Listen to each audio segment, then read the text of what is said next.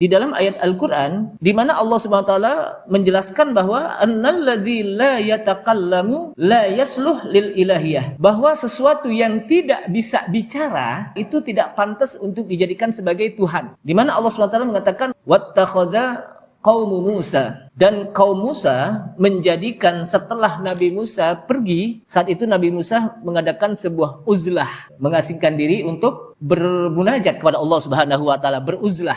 Dan disitulah Nabi Musa alaihissalam berbicara kepada Allah Subhanahu wa taala dengan mengatakan wa kallamallahu Musa taklima, dan Allah berbicara kepada Musa dengan beberapa kalimat. Nah, ketika Nabi Musa pergi tidak ada tempat, maka kaumnya setelah itu min huliyihim, menjadikan huliyihim, perhiasan-perhiasan dari emas, itu ijlan, membuat anak sapi dari perhiasan-perhiasan yang lahu khwar, dan anak sapi itu dibentuk lalu dia bisa bersiul, bersuara gitu. Sebetulnya itu apa? Dibuat sendiri oleh kaum Musa. Dengan adanya angin maka apa?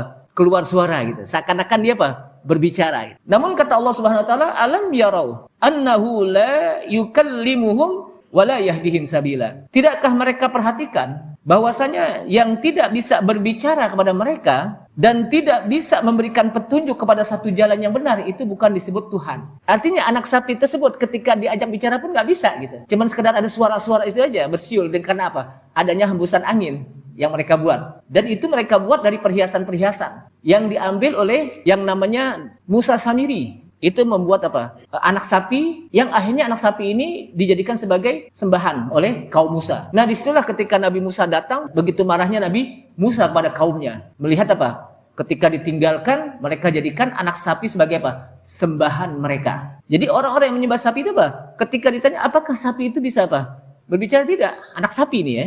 Ini kaum Bani Israel. Kemudian kata Allah SWT, alam yarau, tidakkah mereka perhatikan bahwa yang tidak bisa berbicara kepada mereka, yang tidak bisa apa? Ngomong, berdialog kepada mereka dan tidak bisa memberikan petunjuk dengan jalan, itu bukan disebut apa? Tuhan. Kenapa? Kayak yang disebut dengan Tuhan itu apa? Dia bisa berbicara. Dalilnya mana? Al-Quran, kitab Injil, kitab Zabur, itu merupakan bertanda bahwa Allah SWT apa? Berbicara. Bahkan dalam sebuah pembukaan, dalam setiap khutbah apa? Mengatakan, fa inna asdaqal hadits kitabullah. Sesungguhnya ucapan yang paling benar itu apa? Al-Quran. Berarti Al-Quran itu apa? Ucapan Allah Subhanahu wa taala itu yang paling benar.